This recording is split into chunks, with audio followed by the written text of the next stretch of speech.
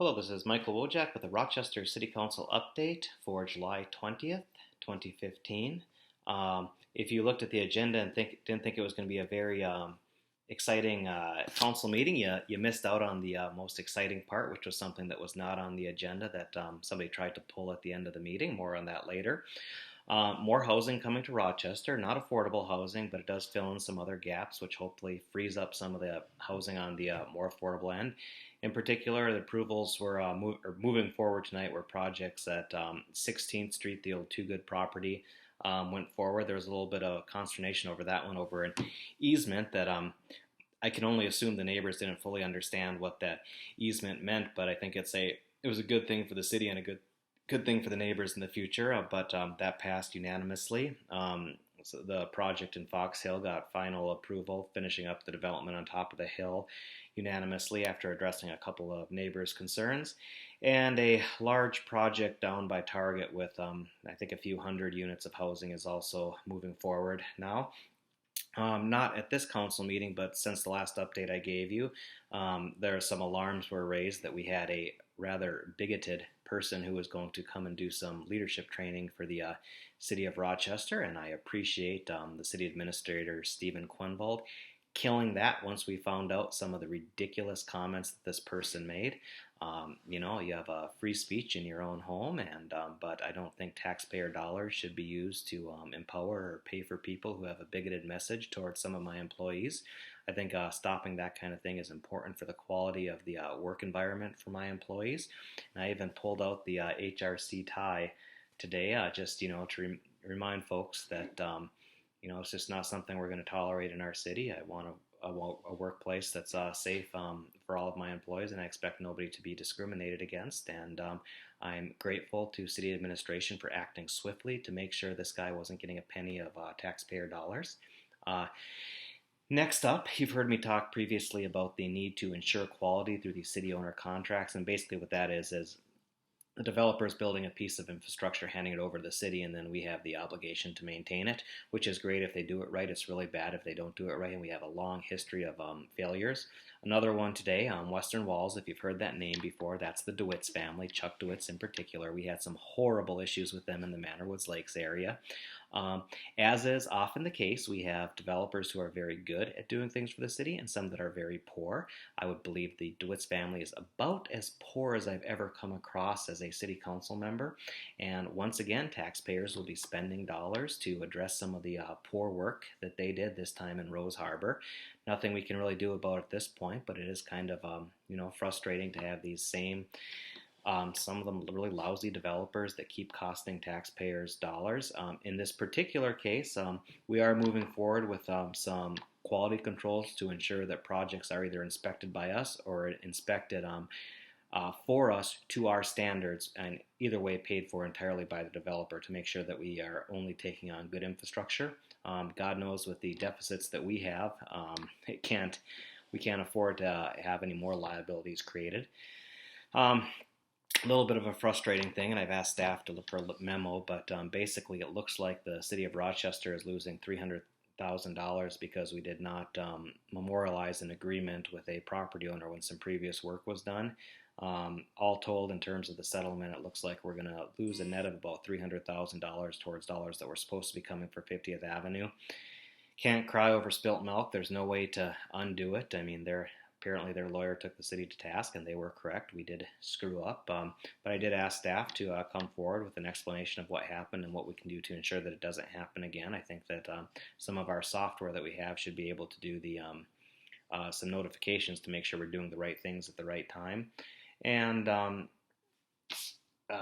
finally, I guess I should mention the committee meeting as well. We had our audit update, and with the audit update, we are basically going to both RPU, DMCC, and the city of Rochester all got a clean bill of health. Everything as expected. One of the issues is we don't really account for our massive unfunded liability and infrastructure, and that's kind of a frustrating thing from the standpoint that we really don't know how far we are behind. All we know is it's in the hundreds of millions or billions of dollars. We know the staff is not accounting for it, and we know that we're making a bunch of bad decisions that only go to increase that liability on into the future. So we got a lot of work to do on that one. Finally, the thing that, if you looked at the agenda, it wasn't on there. The public had no way of knowing. There was, but there was an attempt by Councilmember Hickey tonight to undo some changes we had made to ensure that the downtown zoning districts were reflective of the downtown master plan and the DMC plan. And basically, there are some common sense things like, you should be embracing the riverfront. There are some uses that are good. There are some uses that are not good.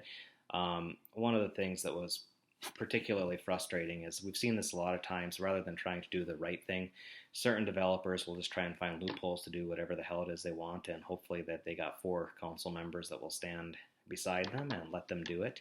And in this particular case, not necessarily related to this project, but we've been in the process of making changes to our land development manual that go ahead and make our zoning and land development guidance come in line with the downtown master plan and the DMC plan. A lot of people think we have these plans in place, therefore they have to be followed.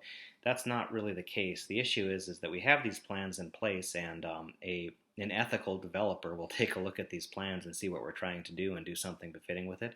But there are people out there that just don't care. They want to find a loophole and get it done. And the city, we have the legal authority in those situations that we can make changes to our land development manual to make it reflect our downtown planning. And in this case, we happen to do that. And one of the projects got caught in the crossfire as they were trying to exploit some loopholes, and ultimately now they're going to have to be weighed against zoning districts that more accurately reflect what the downtown master plan looks like and what the DMC plan looks like. So we had taken all the right steps to make sure that our downtown development actually looked like we intended it for it to look like.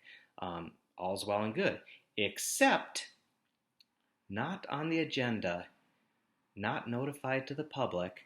Councilmember Hickey decided tonight that he was going to try and undo that, and basically greenlight he was doing it for the purpose of trying to greenlight a development that would basically put 3 or 4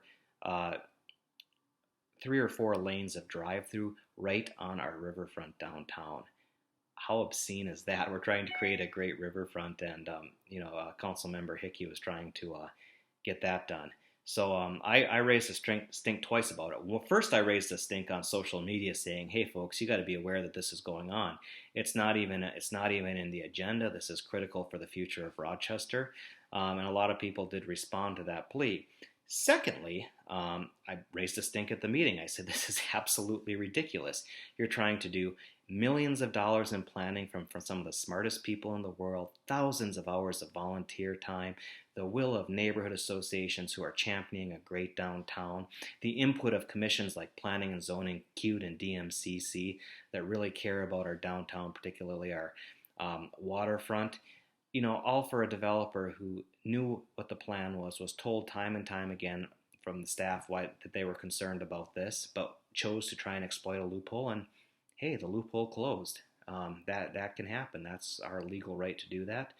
And ultimately, and then this was done without any transparency whatsoever. The public never got a chance to weigh in, call their council members. On top of that, the streaming wasn't even working. So I was just disgusted by the maneuver. I did send Councilmember Hickey a note before the meeting explaining what my concerns were about his maneuver, but this was clearly done to try and force through a development that clearly does not fit with our downtown planning. And I called him out at the meeting. We have got to stop advocating for the lowest standards on all these projects that come forward. That site and any other site is going to have a phenomenal development. All we have to do is set the standards where we expect them to be, and people will meet those standards. If we keep lowering our standards, people will keep doing that. That's not leadership. What we need to do is actually lead. We have great plans in the downtown that we spent a fortune on, so for God's sakes, let's make sure that those plans are adhered to. And that's exactly what the City Council is doing. We're doing it in a fair and transparent way. And then for this underhanded attack on the integrity of the city to take place, it was pretty disgusting. But I have to give a personal thank you to Councilmember Means, Councilmember Bilderback, and Councilmember Campion, who with me stood up for high standards and made sure that we were doing the right thing for the community. I don't want to turn off an innocent victim who's trying to do the right thing, but who Council Member Hickey was advocating for certainly doesn't fall into that camp. I owe it to my public to do the best I can to create a great downtown, and I think that killing his action tonight is a great step towards doing that.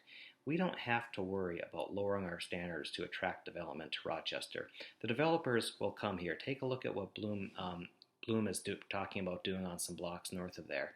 The reality is that we need to make sure that our great plans are adhered to and that our high standards are upheld. So I will continue to be an advocate for higher standards for the community. I appreciate your support, appreciate you watching, and I will catch you next time.